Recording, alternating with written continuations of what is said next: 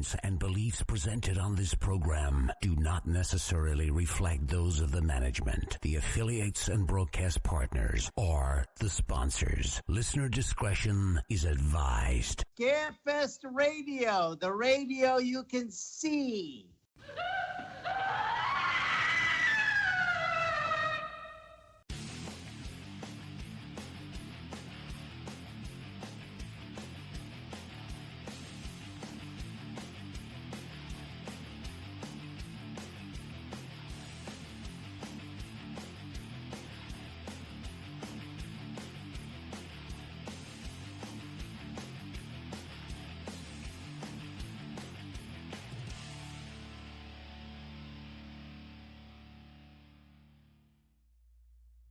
And hello and good evening, everyone, and welcome to Scarefest TV. The original date, August 8th, 2025, and Scarefest is like next Tuesday or some shit. So, anyway, tonight, now I'm joined by my co-host, the lovely and talented Barbara Jane, who has been absent for a while.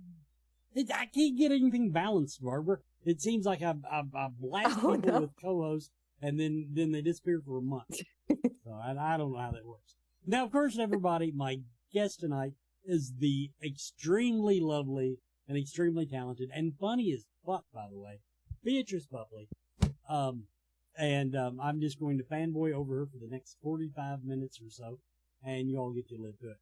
I do have, let's see, Joe Reviews dropped, and we have, okay, the magic number tonight, everybody, 5 guest announcements. So just so you know. Beatrice, welcome back to the show, and welcome back to Scarefest and all that good stuff.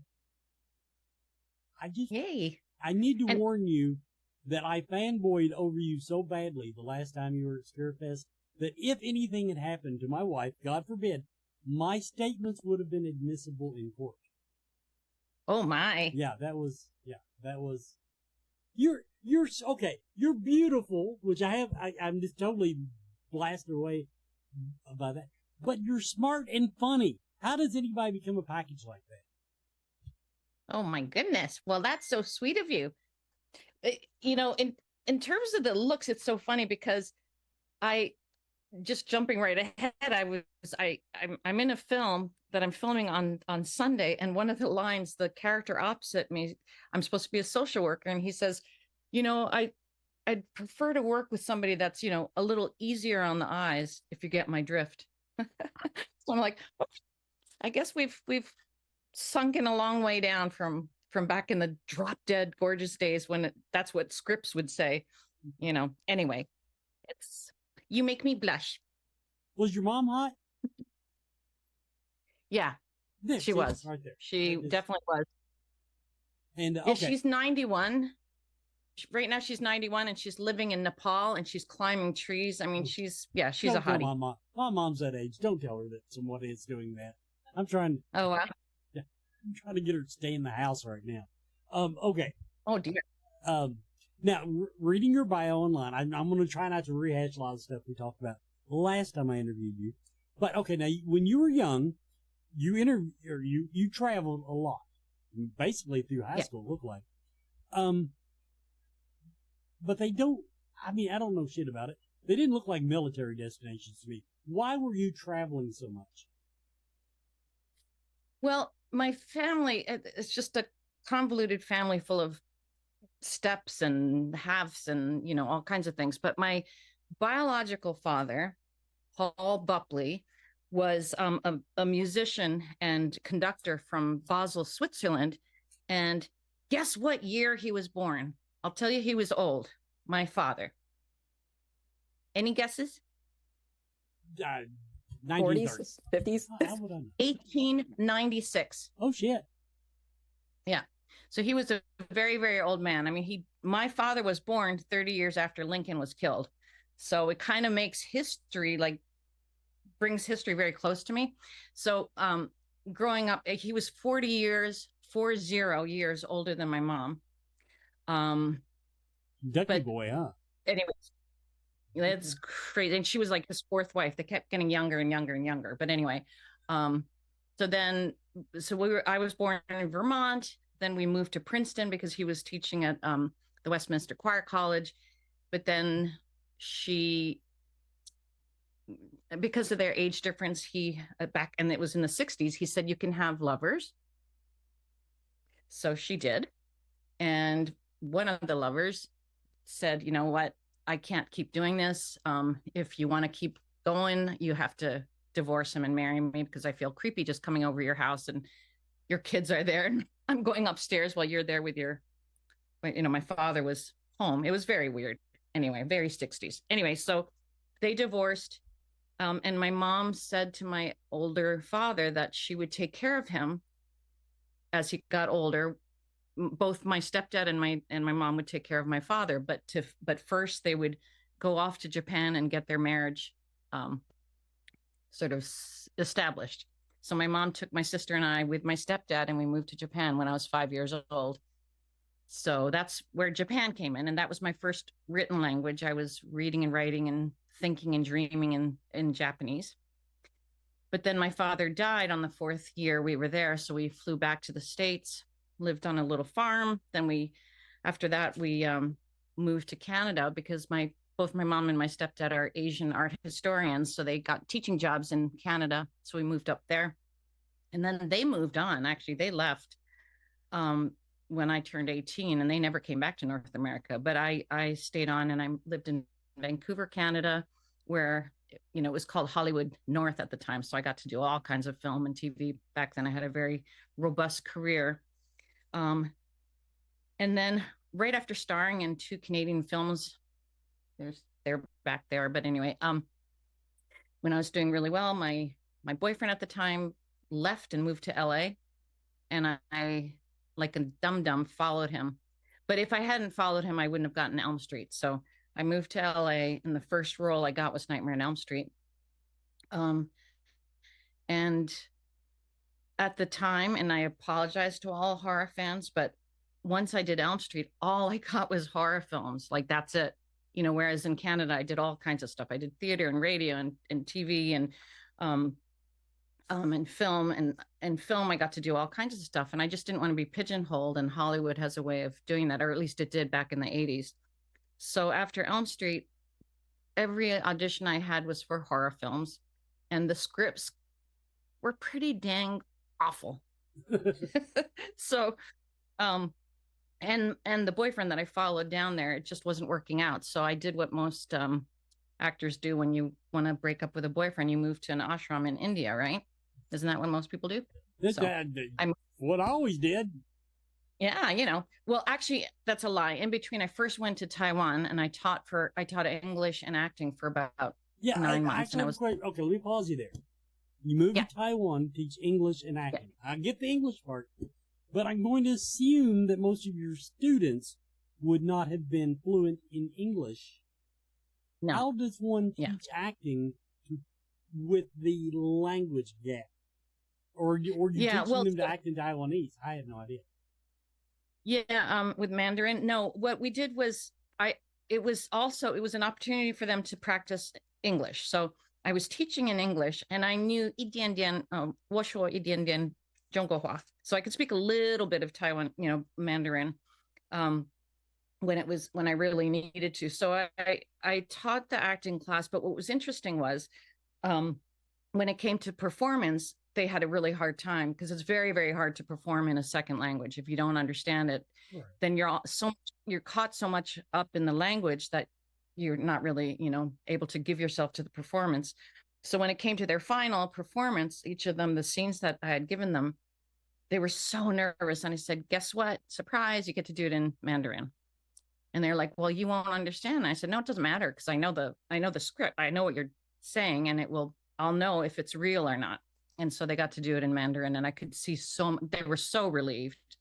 And it was one of the most rewarding things I did, actually, because the students that I taught, this was at Tsinghua University, and they were all like science students and very, very reserved and, just hard workers. I mean, they all had Chinese dragon moms, really making them work hard. And so they were always so stressed and tense, and they never got to do weird and fun things. And I took them out into the middle of the campus at night and under the moonlight and made them do a drum circle. And, just all kinds of crazy things just to bring them out of their shell. And boy, it was an experience for everybody. And then they wanted to take me to a karaoke bar. And in Taiwan, the karaoke bars, you go into a building and it's like all these small little rooms. You can get different sized rooms, no windows or anything. And once you get into your room that you rent with your friends or whatever, you plug in what songs you want. And then you also plug in what drinks and food you want. And they come and serve you. And you have this private room to yourself with your group. And so many of the students would get up and, they'd be very, very shy and reserved. And, everything's completely buttoned, like, gosh, they can't show any kind of skin or anything. And like a girl would come up and she'd be like, oh, and then she'd get her microphone and then it'd be like a Madonna song. And suddenly she'd be like, oh, like a virgin. Oh. And she's like getting all into it and everything and like just completely out there. And then as soon as it was done, they'd be like, oh. And button up and be all.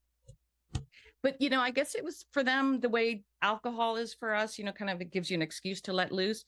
I guess for them, being behind the microphone and being able to be Madonna with the words usually pretty botched up, but it gave them a real sense of freedom. So probably instead of like a virgin, it probably was like a bourgeois or something, like they don't quite get the lyrics correct, but it's, What's an odd Barbara in here? Well, since he was asking you about traveling, I did have a question for you as far as your time in India. You said that you were there a couple years, and it's almost like an eat, pray, love situation. Well, right? In fact, the author, what's her name? Jennifer, Liz? Well, anyway, the woman who wrote Eat, Pray, Love was there, and that was the ashram. She was there when when I was there, and she was working on the book. And this was my teacher, my spiritual teacher. But yeah, so it definitely was the pray part of the Eat, Pray, Love. I mean, we did eat and we also worked on our love, but it was a absolutely life-altering experience.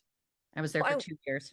I wanted to know, though, being that you are a yoga teacher, is that where you got your inspiration from? It's just kind of almost a natural progression. You get to get into your spiritual journey there, and then you go on to, well, what else can I do to further this along, right?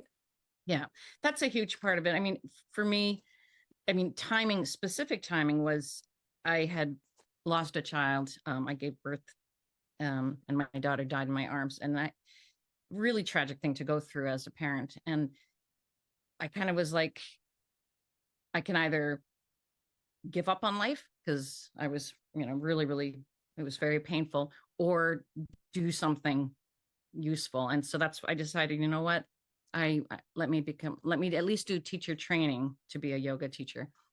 Because during my pregnancy, I was taking prenatal yoga, and my teachers kept saying, well, why aren't you teaching? Why aren't you teaching? And I was like, well, because I've practiced yoga on and off my whole life. I was introduced to yoga when I was a little girl in Japan. My parents belonged to a Buddhist Zendo where we practice Zen Buddhism, and we would have to meditate for an hour at a time. And I was a little girl, and to sit for a full hour when you're 5, 10 years or 9 years old is very tricky. So my mom would have a yoga teacher come on Saturdays and work our bodies, do some yoga, so that then we could sit afterwards for a full hour at the Zendo. So, it's been a part of my life for a long time. But for me, it's the spiritual and the mental part of it is so much more than the physical aspect. Well, and back in 23, was Scarefest your first time doing that at a HorrorCon? Yes. Okay. The first and only time. I've never done yoga. No way. Okay. Yeah. Oh, and we get you back this year in October for it too. I'm so excited. Yeah. And you called it stretch class, right? Yeah. Because yoga tends to scare away, deter some of the men. Yeah. Scarefest. It tends to scare away the guys. Yes, yes. Well, we're definitely looking forward to having you for that as well. I mean, I think maybe this year it's being kind of marketed a little bit more too, and That would be nice. Yeah. yeah, Let's hope A lot so. of people. yeah, yeah, for sure. So, but we actually are on the first commercial break, so we'll hit to that and come back with Beatrice. Are you a fan of horror movies, books, comics, music, and collectibles? Rue Morgue magazine is for you. Subscribe today to receive 6 or 12 print issues annually and join me, executive editor Andrea Cibisati, on an ongoing journey through the horror genre of the past, present, and future. Plus, get access to unmissable special editions such as A Century of Witches, 50 Years of Gore Cinema, British horror movies, and so much more. Rue Morgue, the world's premier horror and culture and entertainment magazine since 1997. Accept no substitute.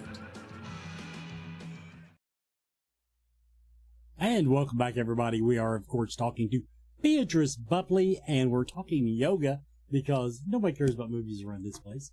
And actually, I'm going to actually now jump on top of what Barbara was saying to continue your story. Okay, in your bio, basically it says you are on the path to become a monk. Yes. I don't know that much about monks. I'll admit it. I cannot picture you being a monk. Well, I was a nun, so, Okay. from a nun, after playing a nun, being a monk, I just have to shave my head. But no, it basically was the choice to just devote my life to my spiritual practice. And when I was living in India, my job, my seva, your selfless service, is I was fortunate enough to get a job working on the mobile hospital that they had, and we'd go around the Tanza Valley, helping the Adivasi people, which, if you know anything about the caste system, which they say doesn't exist anymore, but it is still there, unfortunately. But the lowest caste, which is the untouchables, the Adivasi aren't even part of the caste system. They're lower than that. They're the natives. Then they don't own anything, or at least this was the case back when I lived there. They work on people's land, and they really basically have nothing. They own nothing. They don't have a home.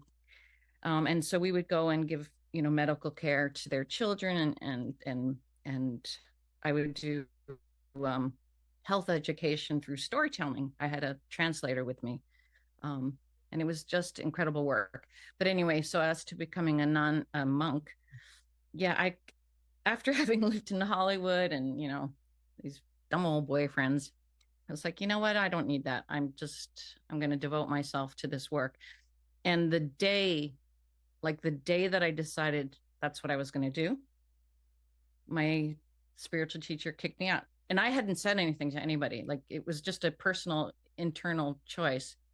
But if you have ever met an incredible guru, you see miracles happen around you all the time. And it's because they're not held back by the regular conventions that most of us are. And so, yeah, she said, nope, you have to leave. And I was like, well, and she gave me a one-way ticket to New York. And I was living in LA. Before I moved to the ashram, I didn't know anyone in New York. I didn't know anything, but she gave me a one Jones, New York outfit, and some hairdresser like Vidal Sassoon, or one of those shampoo names that actually is a real person, like Paul Mitchell or something like that. One of them was there at the ashram, and she had me go to him and get a haircut. So I had like this corporate haircut. I had this corporate outfit. And in the 2 years that I lived in the ashram, there was one computer program that I was trained to do. I don't know, maybe it was Excel. I don't remember what it was. In any case, I had these weird 3 things. She sends me to New York, and I ended up looking for a temp job. And that one computer program that I had learned was the one that I needed. And so I got the temp job, started working at a Fortune 500 company, and within a financial firm called Ambac. And within a year, I was taken from the general counsel, who was using me as a paralegal. even though I didn't have training, but I was very, I don't know, good at it for some reason. But I got taken by the marketing lady, and I ended up with becoming like the head of the international advertising for this huge Fortune 500 company. I had like a multi-million-dollar budget. It was insane. To me, that was the biggest acting job I've ever done. Like I would sit there with the Wall Street Journal and a cup of coffee and in an office with a window and in my little corporate outfits. And I totally felt like a fake, but I pulled it off for a couple of years. And then I eventually, I met my husband there afterwards, and we were dating for about a year, but nobody knew that we were together because we were in different departments. But when we decided to get married, to me, it was an arranged marriage that my guru wanted me to meet this man and marry him. Because he was different than anything I've ever dated. You know, he's not an actor. He's not this tall, whatever guy. You know, he's just a good, kind soul. And I was meant to meet this person because he supports my craziness. And yeah. What was the question? You covered it. Barb. Okay. Thank you. So, well, I know most of the horror community, they know you as the role of Amanda Krueger. You've done so many other things, but you know, if someone's seeking you out at your table, it's usually because of the 5th installment of Nightmare. So what I'm curious about is back in 2023, when I met you and you had the book out, I hadn't even seen the movie in its full entirety at that point. So in full clearness, in clarity, I was not interested in the book at that time. I am now because I've seen the movie and I really liked it. But also, had I realized back then, your book is a prequel. I mean, so if someone has only seen the first movie, they could still buy your book and kind of get to know from your perspective. Right. So can you talk to us about the synopsis and what we can expect? Yeah. So this is The Krueger's Curse: Nightmare Before Elm Street. It is a prequel. It's the backstory to Freddy Krueger, starting with his mom, Amanda Krueger. It goes a little bit into what her history was, which gives his family history, what caused her to become a nun. And then it follows through everything that we learn in the various movies, mostly in Elm Street 5 and then in Elm Street 6. I think it's in Elm Street 6 where you see him, you know, having gotten married and killing his wife in front of his daughter and all that stuff. That's all covered there. But it has things, you know, like everyone knows this scene.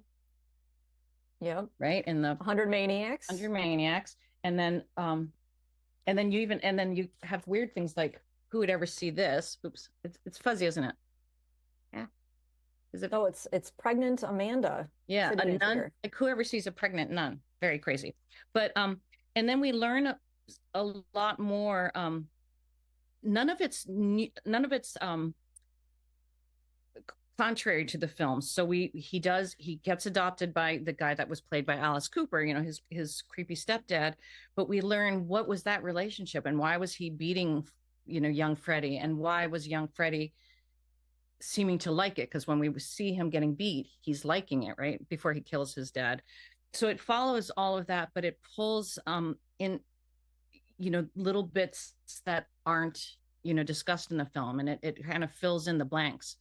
And I did take some liberties, but most of the fans love it. Like it's definitely a book for Elm Street fans because it has little what do you call it, little rabbits, not rabbits, white rabbit, no, what is that called when you hide? Little rabbit trails. Yeah, I can't remember. But you know, it has little things that if you're in Elm Street fan, you go down the rabbit hole. Go down a rabbit hole, is that it? Down the rabbit hole. Well, not the rabbit hole, like little hidden things that I can't remember what the term is. Cliche I know about rabbits. I'm sorry. We're all going to get inside your head, Beatrice. Well, we're all going to think it tonight, like you'll be sitting on the toilet and go, "Oh, I know that word." But yeah, so it gives us the whole background of Freddy, and the film takes you all the way up to the end of the prequel, where he's killed by the parents and Amanda locks herself away in the tower. And so where the book ends is where Nightmare on Elm Street 1 would begin. Which is fascinating. Yeah. Yeah. And you always have that with you at the horror convention. So you can sign it for someone and kind of personalize it, right?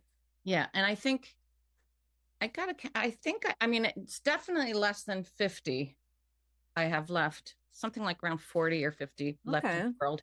And yeah, I sign it and you can own it and read it and enjoy it. And pretty much everybody who's read it has given really, really amazing reviews.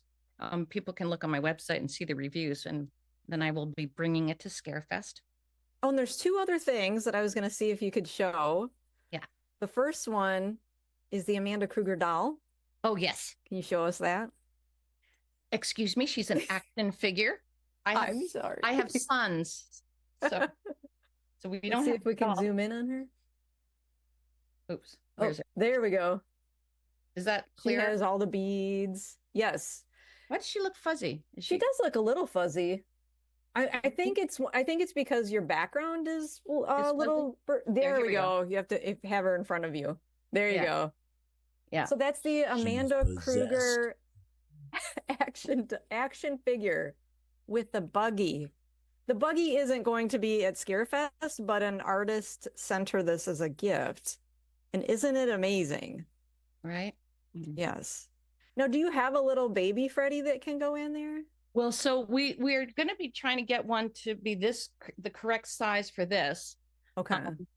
Because I do have some baby Freddys, but they're not the right size for this. So it might be, there's a lot of things in the works. Okay. For collectors and fans, which I am too, obviously. But I think I have the biggest Amanda Kruger collection in the world. Oh, it's fascinating. Every time we see something, some kind of a podcast for you, there's something new in the background. Yeah. Now you also have this excellent poster that I need to have when I go there in October. And it's 11 by 17. It's not just an 8 by 10. That's right. Oh, I love it. What do we see? There's young Freddy, young Jason, got a Pamela Voorhees, Amanda Kruger, and you'll have that at your table too, right? I will have that at my table. Okay. And I have to tell you, at one convention, somebody actually had me sign both, because I've now played Pamela Voorhees. I've played her in 3 different fan films. Yes. So, how was that? How was that playing a different mom? It was interesting because being Freddie's mom, that will always be my, that was my big thing. Freddie, I've been his mom forever and ever. And I'm sorry for Friday the 13th fans, but, because I'm a Elm Street gal, I really didn't pay much attention. I'd seen obviously the first Friday the 13th, but I hadn't followed them too much. So when I was asked to play Pamela, I did watch a little more, and I got to tell you, Freddie made me a little mad at Freddie, because Jason is such a nice boy to his mama. He's polite to me. He listens to me. He doesn't call me a bitch. He doesn't curse at me, and he kills for me. I mean, I ask him to kill, he kills. He's kind of a nice boy. I mean, what more can you ask for from your son? What more can I will tell you, if we have time, I'll tell you a quick story. When we were filming Friday the 13th Blood Loss, where I was playing Pamela, we had this incident where it was the Kruger's curse, because when I first arrived, we were in the middle of the woods, and it was early in the morning. It was like 3 a.m. or 4 a.m. It was pitch dark, and they put me in the trailer, which we were using for everything, for putting on makeup, for everyone gathering, having meals, meetings, whatever. The whole crew leaves because they were finishing up some filming outside. They said, just relax, have a cup of coffee, we'll be back. And as soon as they left, boom, all the lights went out. The power went out. The thing just shut down. And I was in pitch dark, because I'm inside a dark trailer, inside dark woods with no light, no electricity.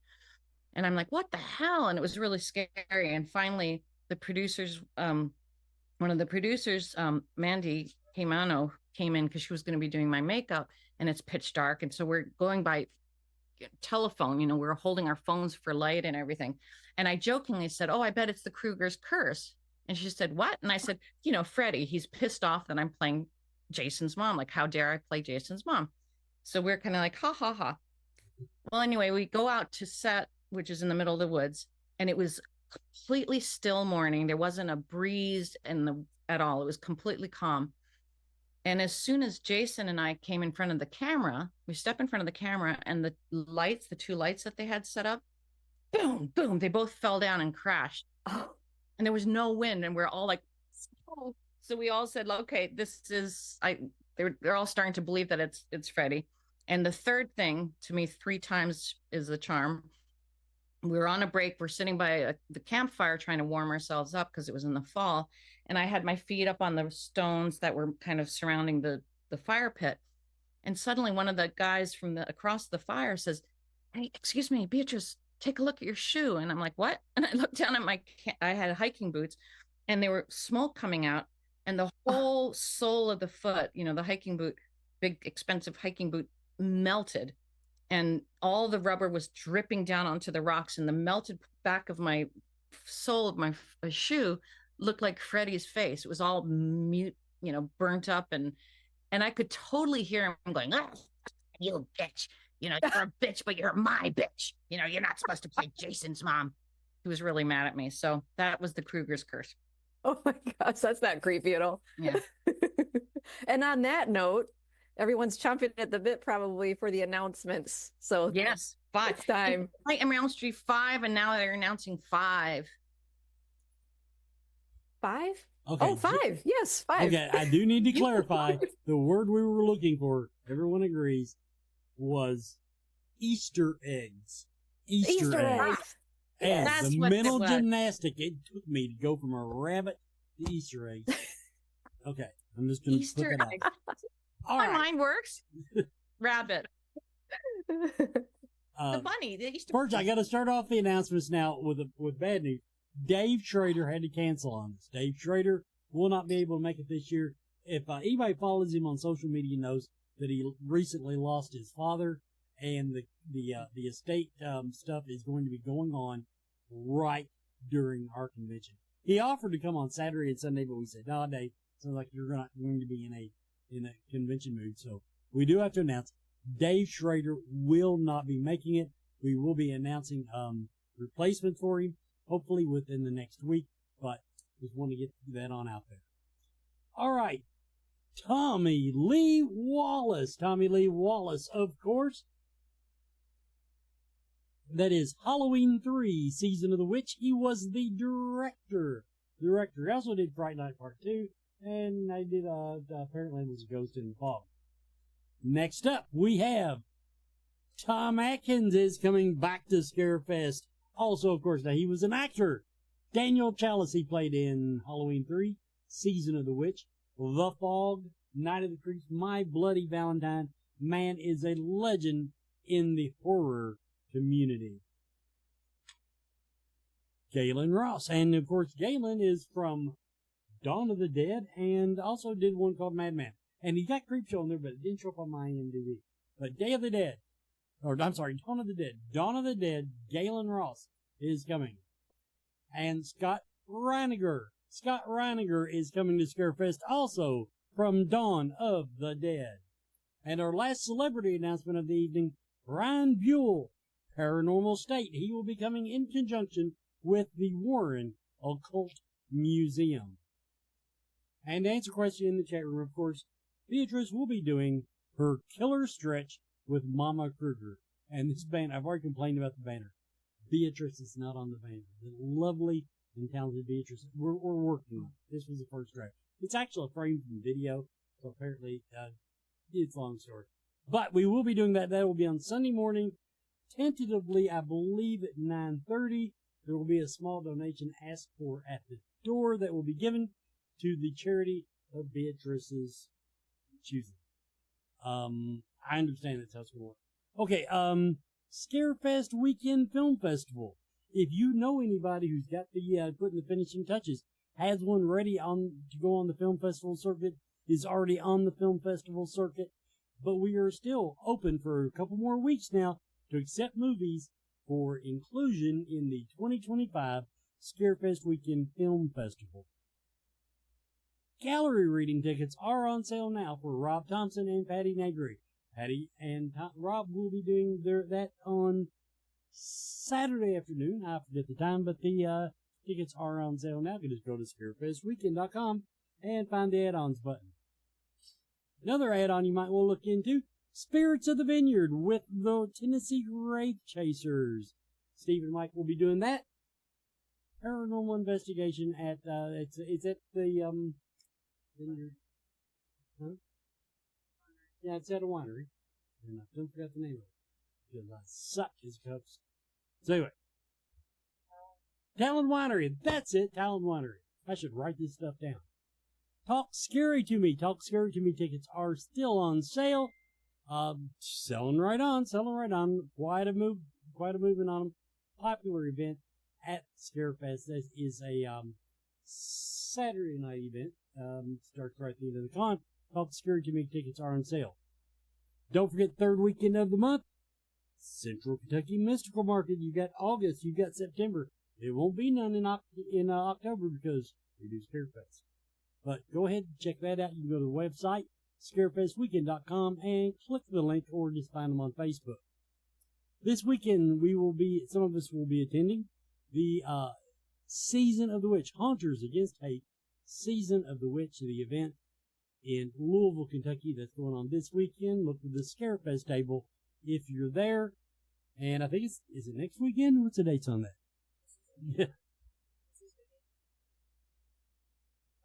I'm talking about that one now.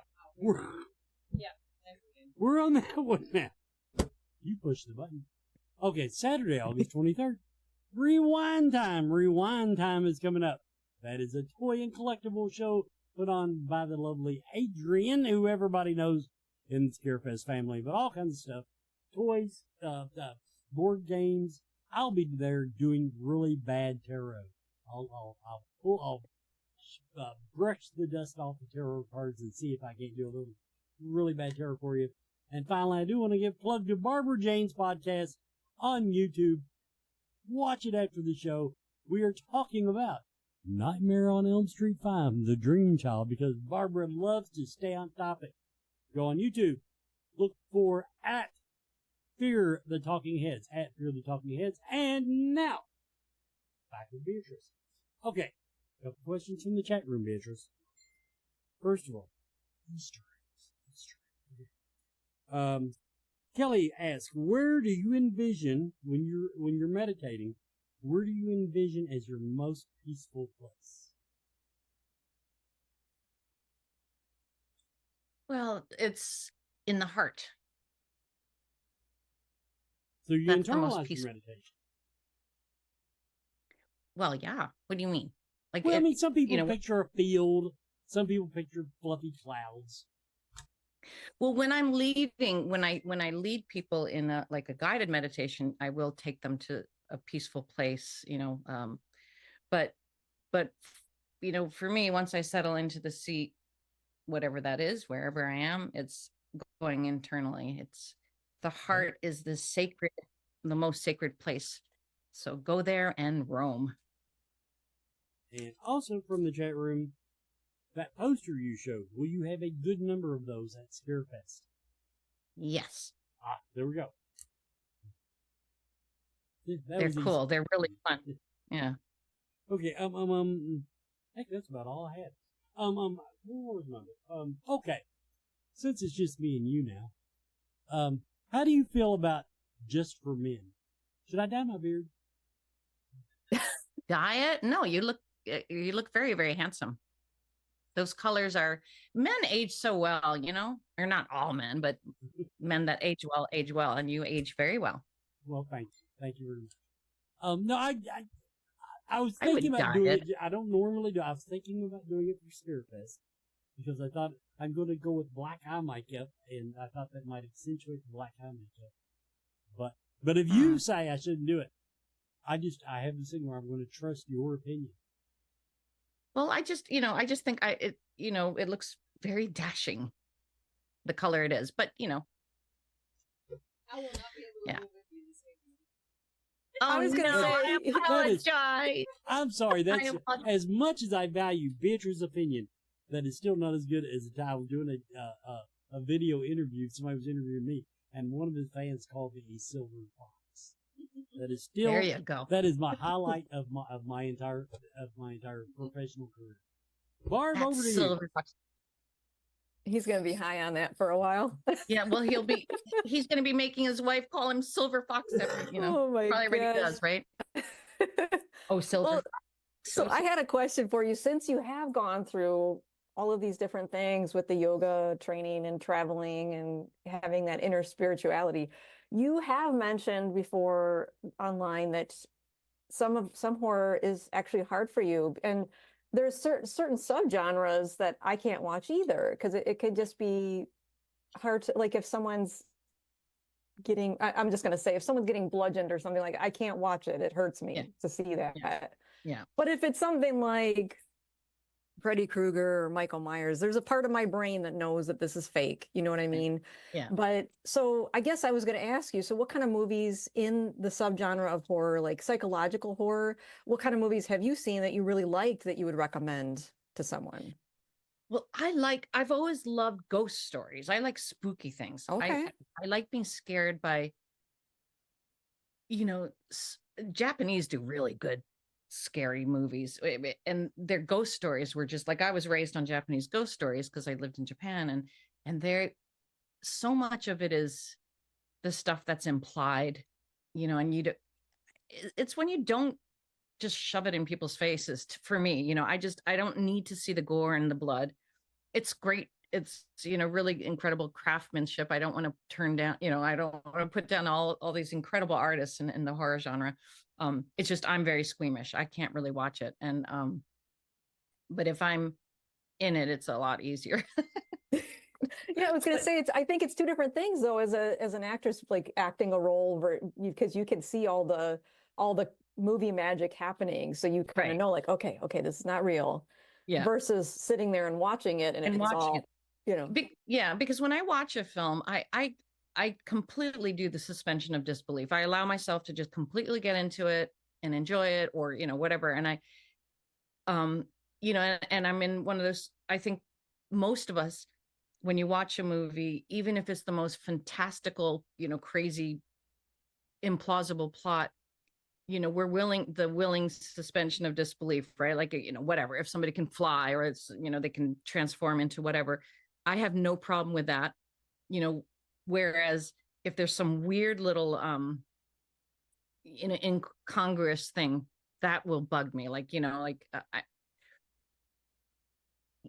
I can't think of an example right now, but, you're watching a movie and it's so crazy, that the person can fly and they can go back in time and, and they can turn into a rabbit or whatever. And that's no problem. But then suddenly, the pencil was in this hand and suddenly it's in that hand, or, stupid things like that. We're like, well, hey, that's dumb, because that pulls you out of that magic. But so I totally immerse myself and get into the film. So when I'm seeing somebody getting bludgeoned, yeah, it grosses me. I can't. My hands. My kids love to watch. What's with the pencil? Oh, John Wick. Oh. Okay, so that movie was hard for me. The very first one, I never could get past that scene, and I could not get to the remote fast enough. Right.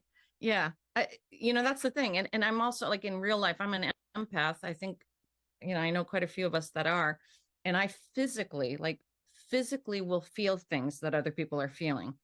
So, which is very hard. I've had to work my whole life to learn to have a barrier, because otherwise I couldn't get out of bed, with all the suffering around us. And so when I'm watching somebody, I feel what they're feeling. So when people are, in a film, if people are crying, I'm always crying. If they're happy, I'll cry too, but I'll cry with happiness.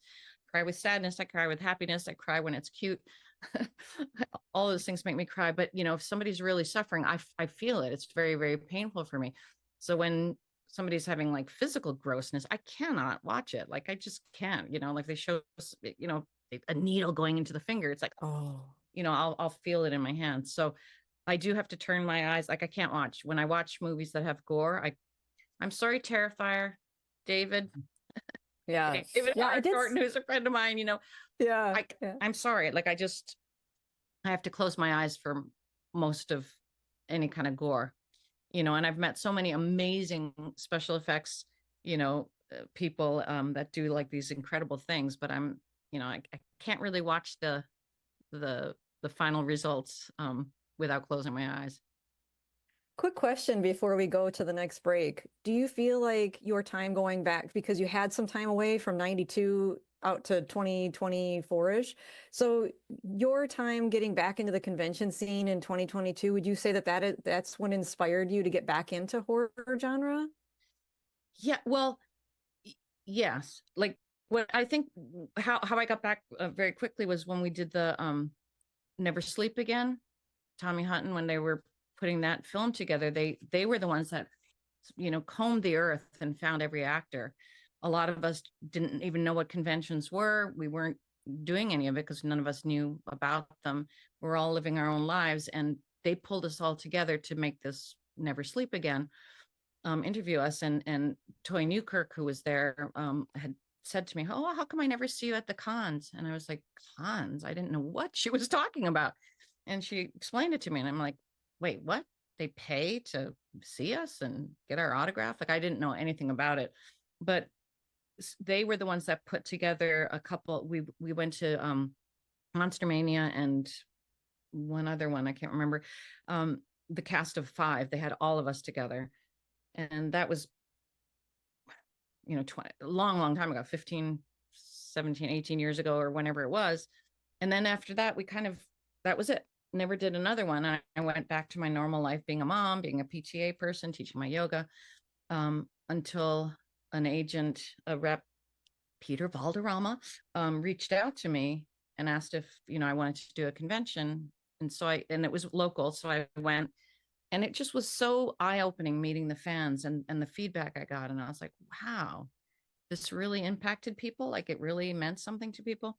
And it gave me a huge appreciation of Elm Street, which for years I never talked about it, just because it kind of, to me, oddly enough, was the end of my career doing Elm Street. Because I felt like I had had such a robust career before that, starring in films and doing all this stuff. And after Elm Street, all I could get was horror films. So for me, it was kind of like the end. And I never mentioned, most people who knew me had no clue I was in Nightmare on Elm Street. Like for years and years and years, nobody knew.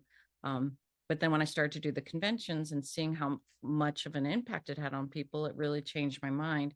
And then the more I did it, the more I got into it. And then I started getting offered acting roles. And just in the past year, I've got 3 films I'm doing right now back to back, and that will be 14 films I've done in a year and a half. So, and of the 14 films, I think 12 of them are horror.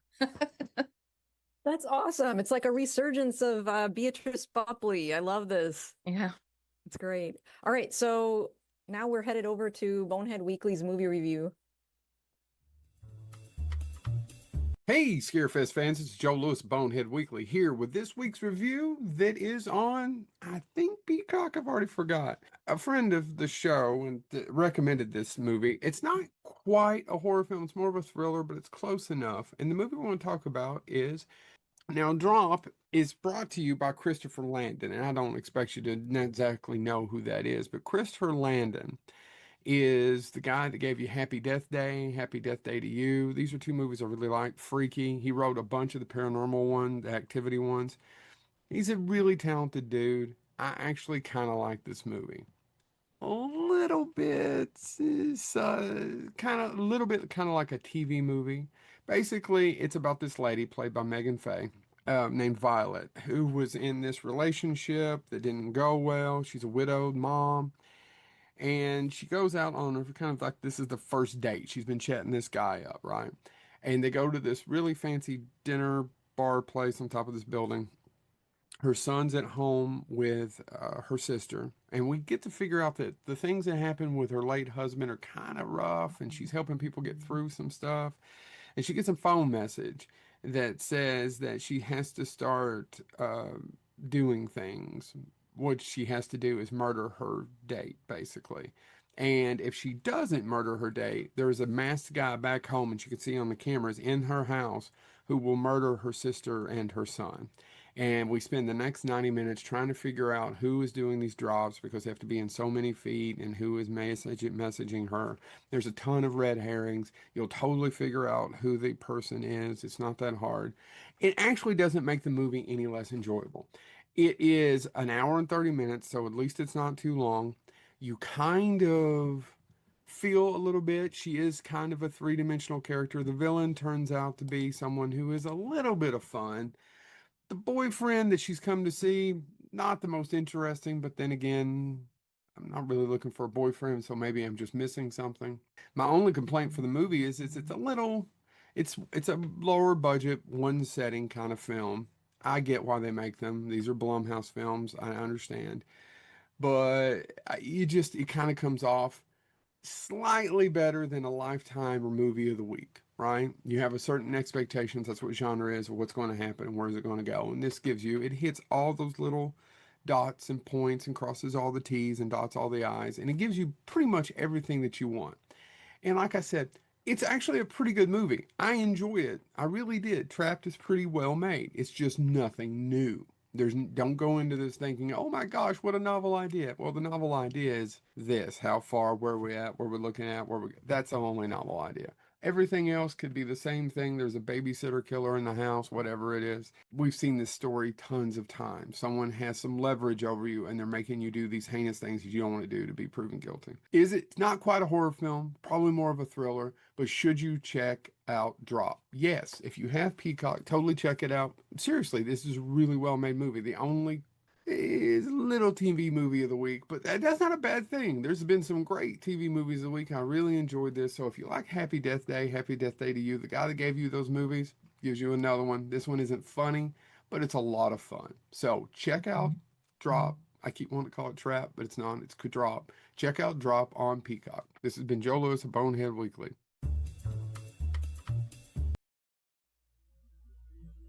And welcome back, everybody, to the final few moments with our guest tonight, Beatrice Boepple. You brought up something during that last segment that I'm planning on believe it or not, getting deep and actually doing the whole series on this. You didn't want to be, I'll use the word typecast, but pigeonholed in horror movies in your career. Why do I only hear women say that? I have never had a male guest come on the show and say, I didn't want to do horror movies. Most of them are just happy to be working actors, period. But now women, that is a common theme. They might come back to it, but I hear women say that. Why do you think that is? The men are lying. No, I'm just kidding. Wouldn't be the first time. All right. No, yeah, I don't know. I don't, maybe, well, okay. It doesn't really make sense, because I was going to say, when, so many horror films, the women are the victims and they're running around, scared and stuff, but they also are the final girls. So, well, at least in the 80s films, women are pretty strong. Yeah, and let's say, face it, Pam Voorhees had a pretty good streak in that first movie. Oh, for sure. Yeah. For sure. And certainly, I mean, one of the things that I've really come to appreciate is, in the whole idea of having the final girl, it's usually a female or Mark, a female or Mark Patton, who, gets to finally defeat the monster by facing their fears.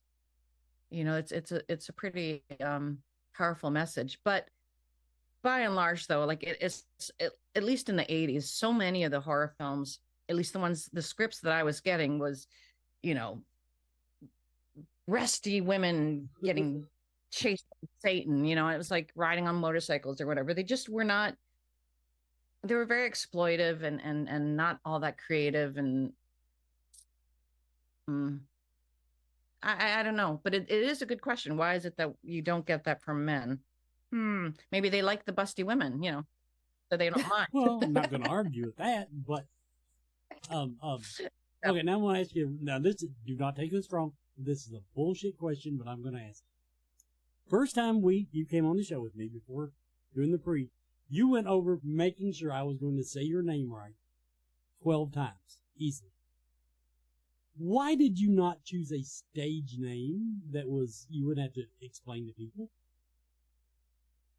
Because my father died when I was little, and I've really wanted his name to live on. Okay. Yep. And, so I even married, like I have a hyphenated, double barrel name. I have my husband's name and my last name and my first name, and they're all really, really long. So it's a big old pain in the butt. It doesn't fit on driver's licenses or airport, it was a tough choice to make, but I wanted to honor my father, so I didn't want to get rid of that name. Okay, no, and he was famous. That's a very good answer. But you pronounce it so well. But you pronounce it so well, Wes. It's been a delight listening to you each time you've said it. You've drilled it into me. Yeah. I very rarely hear it pronounced correctly, so it's just a delight. Say it again, please. I have a question. Did you have another question, Wes? I don't want to step on toes. No. Okay. I'm down to getting why she used her last name. You think I have a lot more?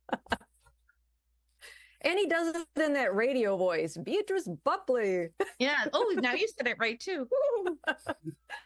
My question for you is, you have a podcast, DK and the Bee. Right. So can you tell us how that came to be?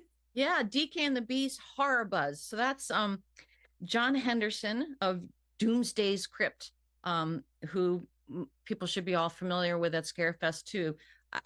I hazard to say that he probably has the best setup ever at any show. I don't know, but somebody can argue with me, but I don't think so, because he has just such amazing stuff. He collects and supports all kinds of artists who make, all these busts and masks and weapons and pictures and all kinds of creative stuff. We met, I guess, on Facebook years ago. It's a number of years ago. Became friends on Facebook, and how did it go? And he was the one that actually got me to Scarefest last year, or 2 years ago, or whatever year. Really? Yep. Oh, I didn't know that. It was through John Henderson, Doomsday's Crypt. And I was brought in with him. Both myself and Brett Wagner came in with Doomsday's Crypt. And yeah, we just talked about doing a podcast, and it kind of developed into DK and the Bee's Horror Buzz. And we got, cool little logo.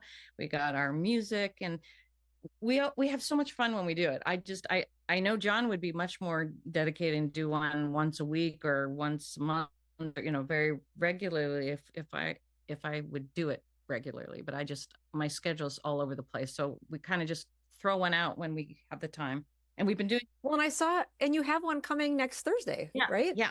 And hopefully we're trying to really drum up the different guests that are going to be at Scarefest as well. So, I might get some of my other Elm Street, because we have such a big Elm Street contingent, or whoever else we can manage to rustle up. But yeah, we have a lot of fun, and for me, it's just such a wonderful time that I can actually, as close as I can to live, contact my fan, talk with everybody, in the comments, that we can, and we always like to give away a prize because we're so sweet and kind. What I think is so cool about it is that we get this unique opportunity to connect with you just that one extra moment. There's some celebrities that don't even have a social media presence, and here you are on Scarefest TV. You teach yoga, you're a writer, you're an actress, and you have this access, that we can kind of connect with you through DK and the Bee too, for when you have those. So thank you for that. Oh, thank you. No, we love it. We love just, I know so many of the fans now that, from Facebook, we've become friends. And, when in the comments, 90% of the people I recognize, when I see the name, I'll go, oh, I remember this person.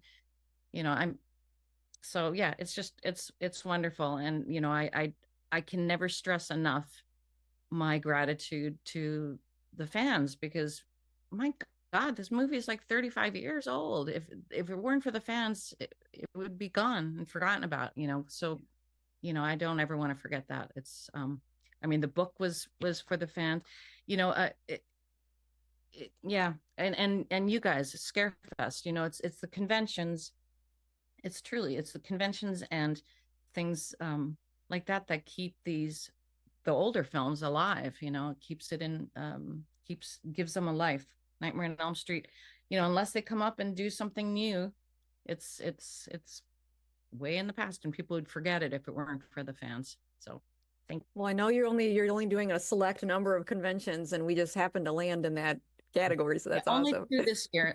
Only 2 I'm doing, because it was wonderful. It was really, really wonderful last year, but I did like 12, I think, and it was just too much for me. Just the travel. You know, I just needed to focus on my health, my family, and all that stuff this year. So, but Scarefest, 100%. It was like, yes, that I would 100% do. So, and then the other one I'm doing is for the books. It's Fright Reads, and it's in Maryland, and it's all with scary books. So I thought, very cool. Yeah. Well, everyone, we're going to call it a night tonight. Don't forget, not only can you meet Beatrice at Scarefest weekend at her table, and I'm sure she'll be doing photo ops and all that bullshit, but Sunday morning, get your ass out of bed, be there at the convention center at 9:30 a.m. and stretch with Kruger's mom or whatever they're building that. This lovely lady is a point.